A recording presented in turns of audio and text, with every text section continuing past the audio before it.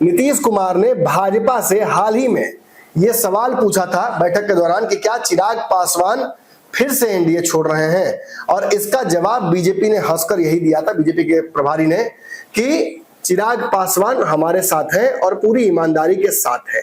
आपने उनका बयान नहीं सुना, वो आपको अभी भी बिहार का मुख्यमंत्री बता रहे हैं। खैर, ये सब तो अंदर की बातें हैं, ये सब तो वो बातें जो बीत गई। अब आगे क्या होगा?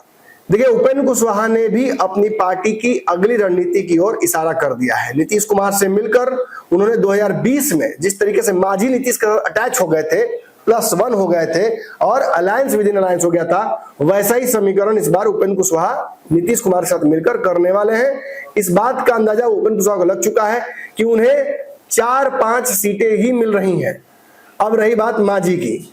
मांझी चूंकि बहुत इधर उधर कर चुके हैं, तेजस्वी के साथ, लालू के साथ, नीतीश के साथ, भाजपा के साथ, और अंततः उन्हें जो कुछ मिला है, चाहे केंद्र में मंत्रालय हो या बिहार में उनके पुत्र को मंत्री बनाया हो, ये सब भाजपा ने किया है। इसलिए भाजपा के साथ रहेंगे। थोड़ा प्रेशर पॉलिटिक्स करना उनकी मजबूरी है, थोड़ा दबाव डालने के लिए इधर उधर हो जाते हैं, लेकिन अब ऐसा नहीं करेंगे जैसा नीतीश कुमार कहते रहे। खैर, ये तो रही मांझी की बात, और अब आते हैं चिराग पासवान की तरफ।